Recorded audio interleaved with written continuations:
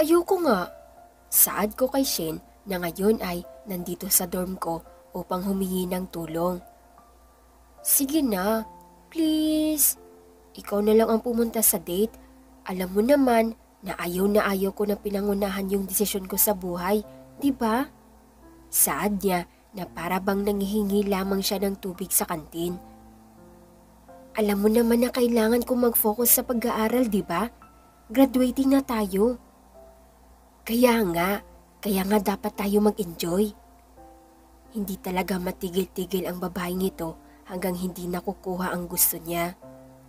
Well, gusto niya lang naman na ako yung pumunta sa date niya na inasikaso ng mga magulang niya. Shane Sanchez, ang pinakamagandang babae na nakilala niya. Mayaman sila dahil nagmamay-ari lamang yung mga magulang niya ng 3 hotel. Hindi maikakaila na ito'y may pagkasutil. Gusto lang naman ng daddy niya na makasal siya sa isang mayamang lalaki. Ang rason daw ay para kung mawala sila ay nasa mabuting kamay pa rin si Shin. Pero iba si Shin sa lahat ng babae. Hindi siya yung tipong nagpapa-under sa kahit sino. Kahit sa mga magulang niya, hindi siya nakikinig sa lahat ng mga bilin nito. Can you do that for me? Nakatingin siya sa akin ngayon na nagmamakaawa na tulungan ko siya. Ayoko. Nakabusangot na ang mukha niya ngayon dahil sa pagtanggi ko. Hindi madali ang pinapagawa niya. Hindi madaling makipag-date sa taong di ko naman kilala or di ko pa nakita. Tsaka wala sa list ko ang makipag-interact sa mga lalaki ngayon. You help me? Or you help me? Natawa ako sa sinabi niya. Para naman wala akong choice kundi sundin kung ano ang gusto niya. Tsaka kung tutuusin, sigurado naman akong may ibibigay siya sa akin na kapalit. Anong kapalit? Maikling saad niya. Napatalon siya sa saya sa sinabi ko. Kung kanina, hindi maipinta ang mukha niya sa inis, ngayon naman parang gusto niya siya ang puminta sa mukha niya sa sobrang saya. Ganun na ba talaga siya kainis sa lalaking ipapakasal sa kanya at kailangan niya pang magsinungaling? I'll do everything. I'll pay for all your school fee. Ano, game ka? Walang problema si Shin kung pera ang pag-uusapan. Walang pakialam mga magulang niya kung saan-saan niya gamitin yung pera nila. Yumakap siya sa akin sabay-sabing, "Thank you Yanishka Elvira." Ngunit hindi ko mapigilang hindi mangamba sa plano ni Shin. Alam ko kung ano ang mangyayari pag nalaman ng mga magulang ni Shin na hindi siya ang sumipot sa date nila. Kinakabahan ako sa mangyayari. Andito ako ngayon sa labas ng restaurant upang maghanda sa date namin nung lalaking sinasabi ni Shin. Grabe yung kabog ng dibdib ko. Parang kakawala na siya sa katawan ko. Ano nga ulit pangalan nun? Bulong ko sa sarili ko. Nag-text ako kay Shin na andito na ako sa restaurant. Binihisan niya pa ako ng maayos para mukha daw akong presentable. Andito na rin ako sa restaurant. Reply niya sa akin. Habang papasok ako sa restaurant, nakita ko si Shin na nakaupo malapit sa hinanda niyang table para sa amin ng lalaki. Good luck. Text niya sa akin habang paupo na ako sa table. Wala pa dito yung lalaki, pero yung tibok ng puso ko ay parang bulkan na sasabog na. Ang init pa ng mukha ko dahil sa kaba. Sana hindi pangit yung lalaki. Bulong ko sa sarili ko. Hello sir, may nareceive po ba kayong table? Narinig kong tanong ng babaeng waitress sa lalaking kadadating pa lang. Yes, si Miss Shane Sanchez. Napatigil ako sa ginagawa ko nang marinig ko yung lalaki nagsalita. Ito na ba siya? Siya na ba yung makakadate ko? Nagkatinginan kami ni Shane dahil katulad ko, nagulat din siya sa nakita niya. Gwapo at matipuno ang lalaki. Meron siyang konting galo sa mukha pero hindi yun naging hadlang upang matago ang kagwapuhan niya. Sinanyasan ako ni Shane na umayos ng upo dahil hanggang ngayon hindi pa rin ako makapaniwala sa nangyayari. Dito po sir, turo ng waitress sa lalaki. Papunta sila dito sa table ko, kaya mas lalong bumilis ang tibok ng puso ko. Okay, kaya mo to, Yani? Miss Shane Sanchez? Tanong niya sa akin, sabay upo sa harap ko. Okay, Yani. Ang gagawin mo lang ay dapat ma-turn off siya sa'yo, okay? Yes? Maikling saad ko. So, anong gagawin natin? Hindi ako makapagsalita dahil sa sobrang kaba. Nakatitig lamang ako sa kanya na para bang huhubaran ko na siya. Ano nga ba ang gagawin namin? Do whatever you want. Saad ko na may bahid na erita sa boses. Kailangan ma-turn off siya sa akin. Okay, maikling saad niya na para bang naboboard siya sa ginagawa namin. Kinamay ko ang pagkain kahit may kutsara at tinidor naman. Ang goal ko ay ma-turn off siya sa akin. Pati ako ay nadudugyutan sa ginagawa ko. First step para ma-turn off ang isang lalaki ay habang kumakain kayo, isang big no na sa kanila ang walang manners sa pagkain. Kaya ito ang ginagawa ko. Do you know how to use spoon? Eto, nagagalit na siya. Sige lang, magalit ka lang para ma-turn off ka sa akin. Nagkahulog-hulog pa ang pagkain sa lamesa. May mga tao na rin ang nakatingin sa amin. Pero nasa list priority ko na ang mga yan. Dapat focus ako sa goal ko. Pakay mo. Sarkastikong sagot ko. Ayon na ayon ng mga lalaki yung babaeng nang babara. Where's your manners, miss? Naiiritang tanong niya, sabay hawag sa sentido niya. Kaloka, ang gwapo niyang magalit. Pag ito nagkamali, ako pa siguro yung magsasorry. Pero dapat, focus ako sa goal ko ma-turn off siya sa akin. Nakasalalay din yung school fee ko. Mababawasan din yung gastusin ko pag nabayaran ni Shin yung fee ko sa school. E di hanapin mo. Nakangiti kong sagot sa kanya. Nandito sa akin ang alas, kaya kampante akong magagalit na siya sa akin. Magalit ka lang. Sige lang, tatanggapin ko. Inirapan ko siya, sabay higop sa sabaw. Aray, ang init pala nung sabaw. Hindi man lang ako tumingin. Napasa tuloy yung bibig ko. Natawa siya sa nangyari sa akin. Mukha kasi akong dugyot na tao na parang hindi kumakain ng ilang buwan. Ano nakakatawa? Pinunasan ko ang bibig ko gamit ang damit ko kaya sobrang basa at dumi na nito. Bakit ba? Parang wala lang sa kanyang ginagawa ko. You look like a baby. Natulala ako sa sinabi niya. Ano raw? Mukha akong baby? Ano? Baby niya? Baby mo? Tanong ko. Nabitawan niya ang hawak niyang pagkain at nahulog ito sa sahig. Bawal magsayang ng pagkain, sir. Nakangiting kong saad sa kanya. I have name. Iritadong saad niya.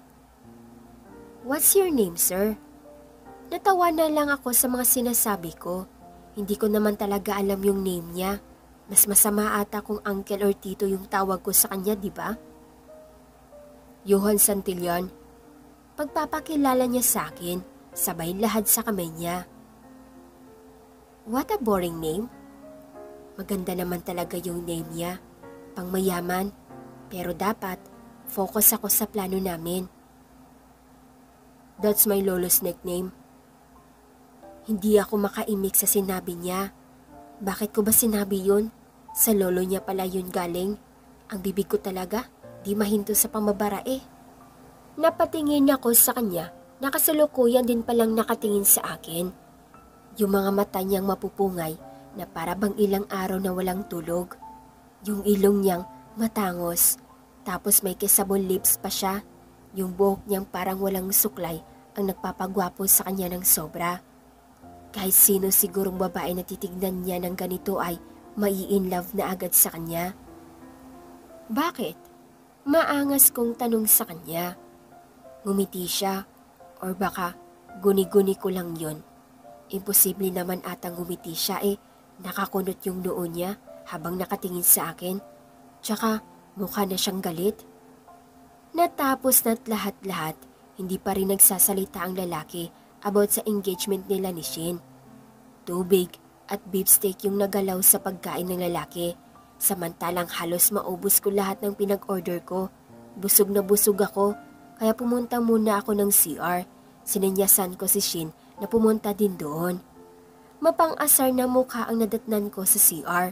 Aasarin lang naman pala ako nitong babaeng ito, di sana hindi na lang ako pumayag. Ano yun sis? Parang may spark? Bet mo ba? Ang gwapo niya, pero di ko type. Bungad na tanong sa akin ni Shin habang papasok kami sa loob. Hindi no, pero ano, effective ba yung mga ginagawa ko? Effective yan, huwag ka mag-alala, di tayo sasabit. Kampanteng-kampante ang babae na hindi ako magugustuhan ni Johan. Pero paano kung ako na ang nagkakagusto? Mali, hindi dapat ako mag-isip ng ganyan. Kakilala ko pa lang dun sa lalaki, tapos mapafall na ako. Ay mali to. Tsaka, isang lalaki lang ang iibigin ko. Parang date to marry ganun. Pagbalik ko ay, wala na ang lalaki sa kinauupuan nito. Nasaan na yun? Umalis na ba siya? Lumapit ang waitress sa akin at inabutan ako ng isang maliit na papel. May nakasulat na papel kaya agad ko itong binasa. Here's my number. Just call me. By the way, I have your number. Thanks, but I gotta go. Isang maikling sulat lamang, ngunit nanginig ang buong sistema ko. Ano raw? Paano niya nakuha ang number ko? Anong gagawin ko? Anong nangyari? Tanong ni Shin habang papalapit sa akin. Shin, patay tayo nito. Ha? Bakit? Nagtatakang tanong niya. Ibinigay ko sa kanya ang sulat at pati siya natulala sa binasa niya. Hindi ba siya na-turn off sa'yo? Tanong ng babae sa akin. Hindi ko alam, pero anong gagawin natin? Ngumiti ang babae sa akin na para bang may balak na naman itong iba. Ano naman kaya ang nasa isip nito? You will play his game. Nakangiting saad niya. Anong play his game? Sabi na hindi talaga maganda yung resulta nito. Sana pala, hindi na ako pumayag, sasabit pa ata kami. Sabihin na lang kaya natin ang totoo. Tanong ko sa kanya kasi kinakabahan ako sa mangyayari, lalo na pag nalaman ng mga magulang niya ang ginawa namin. Kasalanan ko ata to kasi tinotolerate ko ang mga ginagawa ni Shane. No, wala magsasalita. Tutol niya sa sinabi ko. Pero hindi na to maganda. Para ngayon na ata magbabago yung buhay ko. Nakauwi ako ng bahay, ngunit hindi pa rin ako mapakali sa nangyari kanina. Anong laro ba gusto niya para mapaghandaan ko? Bulong ko sa sarili ko. Ilang araw na rin ang nakalipas simula nung nagkita kami ni Johan. Siguro nakalimutan niya na ako at sinabi na siguro ni Shane ang totoo. Buti naman para wala na akong problema. Kakauwi ko lang galing sa school. Tapos ko na rin lahat ng requirements ko sa school. Maghihintay na lang ako sa confirmation kung makagraduate ba ako. Konting tiis na lang, matatapos na din ako. Grabe, nairaos ko ang 4 years na mag-isa lang sa buhay. Siguro, handa na rin akong subukin ang bagong buhay. Naghahanda na ako para matulog nang biglang may tumawag sa akin. Yani, may naghahanap sa'yo. Tawag sa akin sa isa sa mga kasama ko sa boarding house. Sino? Sino naman maghahanap sa akin sa ganitong oras? Lumabas ako ng bahay at isang lalaki ang bumungad sa akin. Nagkatitigan kami ng lalaki, ngunit hindi ko maaninag ang kanyang mukha dahil sa sobrang dilim. Sino yan? Tanong ko sa lalaki. Johan. Maikling pagpapakilala ng lalaki sa akin. Muntik nang mahulog yung pangako Kakatulala sa nakita, isang Johan Santillan ang pumunta sa bahay ng ganitong oras nang walang pasabi. Abay, mababaliw ka talaga. Surprise! Ang nakangiting saad niya habang palapit sa akin. Anong gagawin ko? Ito na nga sinasabi ko eh. Hindi talaga magandang ideya yung plano ni Shin. Tawagan ko kaya si Shin. Sabihin ko na kaya ang totoo. Anong ginagawa mo dito? Nauutal kong tanong sa kanya. Let's just say na I'm starting playing a game.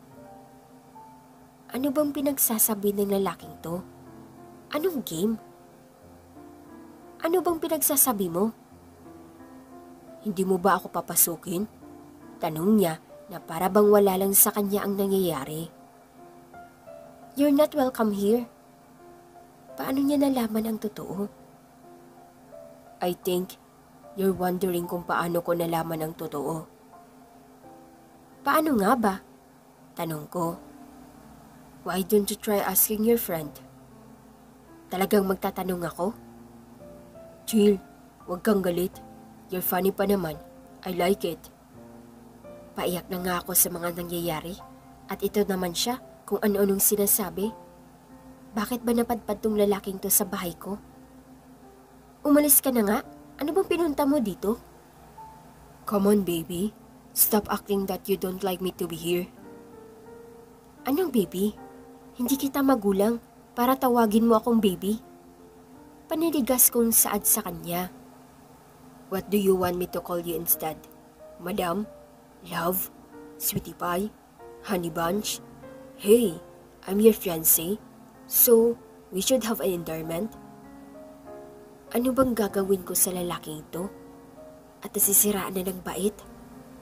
Manahimik ka nga, hindi ako yung fiancé mo, kundi si Shin.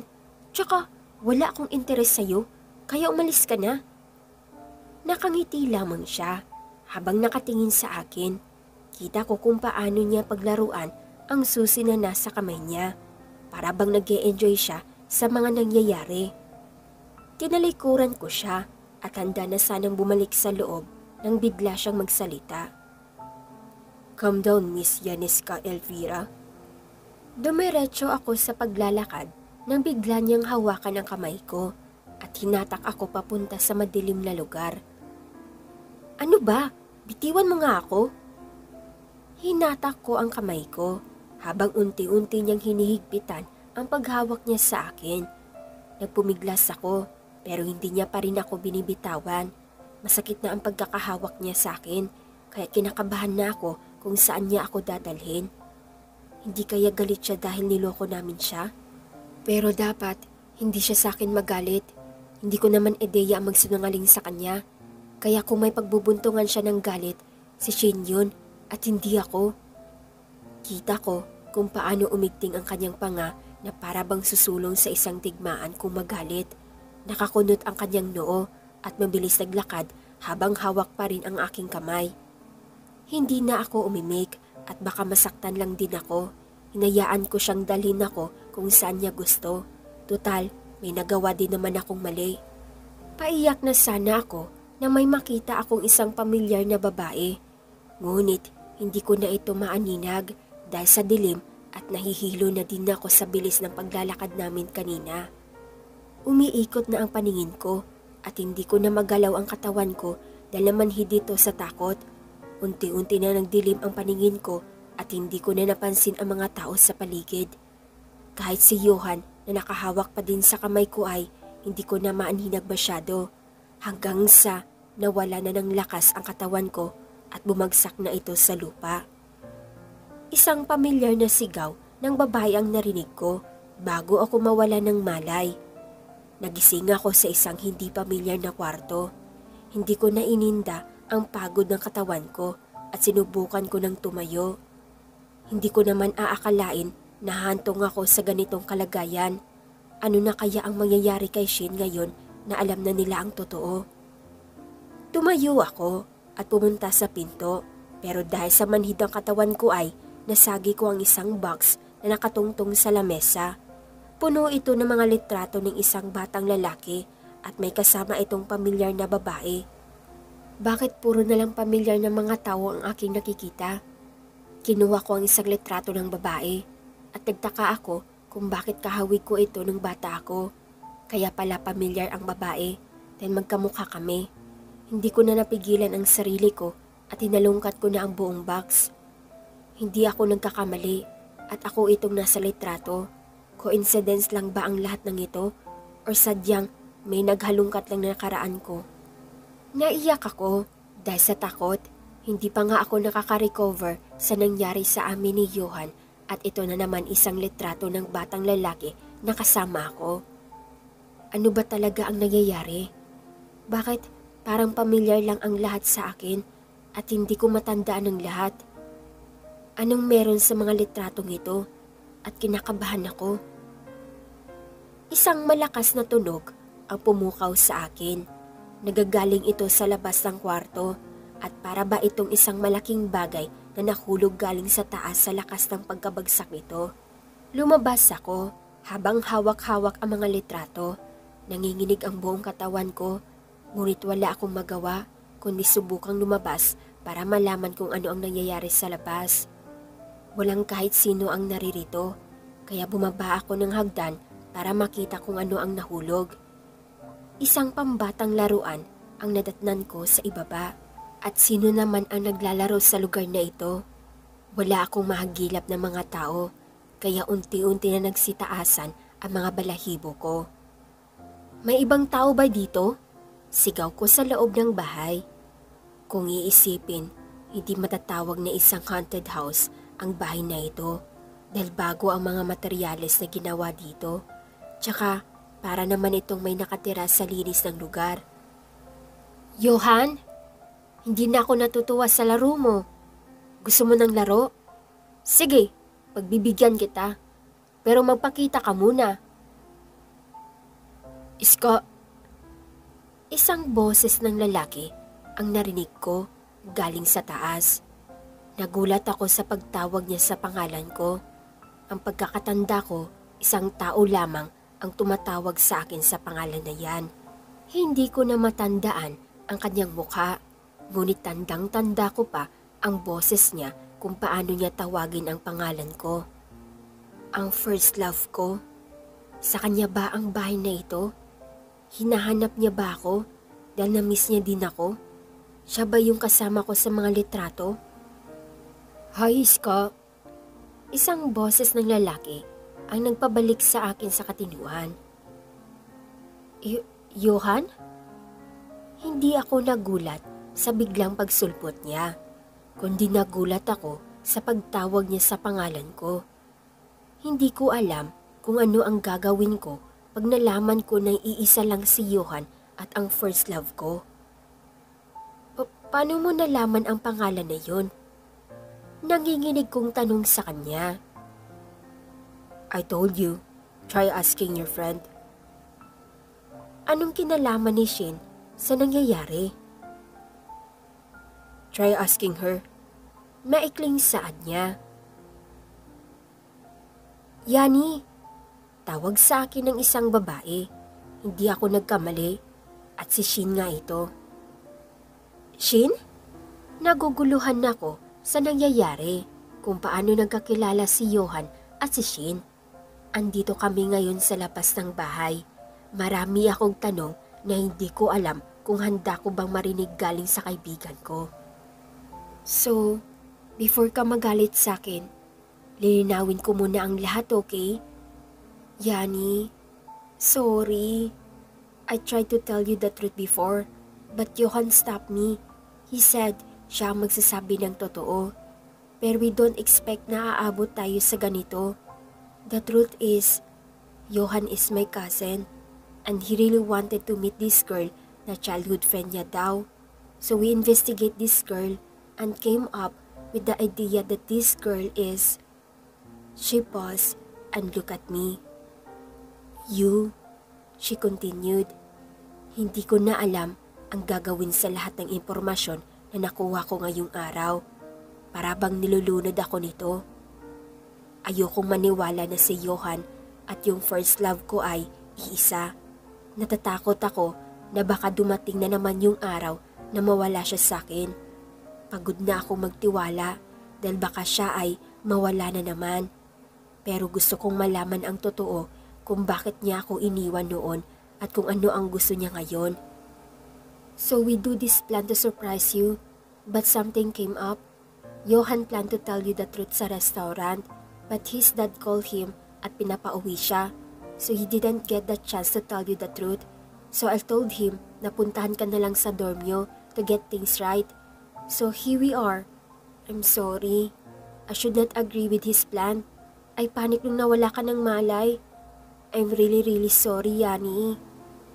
Hindi ko alam kung ano ang mararamdaman ko.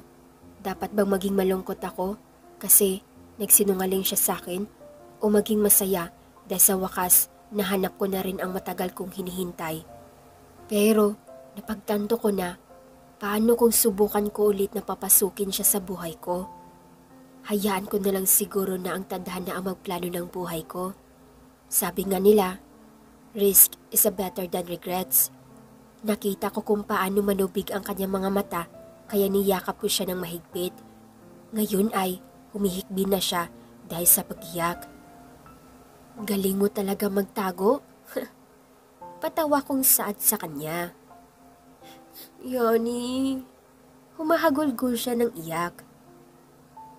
Kung sinabi mo pa nung una, edi sana hindi ako ganun katakot kanina. Pabiro kong saad sa kanya. Kaya nga nagsasorry ako sa'yo, diba?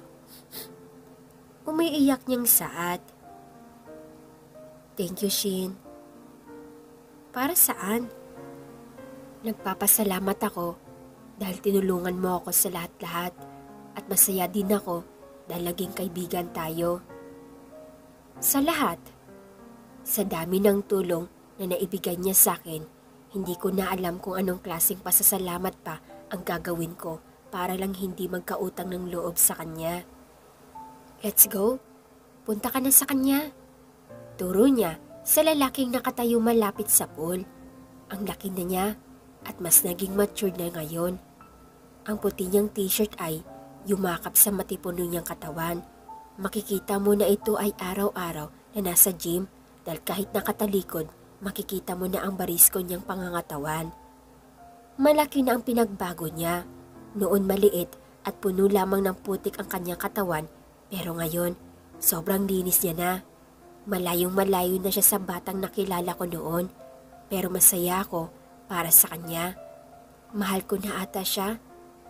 Tumakbo ako papunta sa pool at niyakap siya patalikod. Nagulat siya sa pagyakap ko, pero hindi niya iyon ininda at niyakap niya ako pabalik.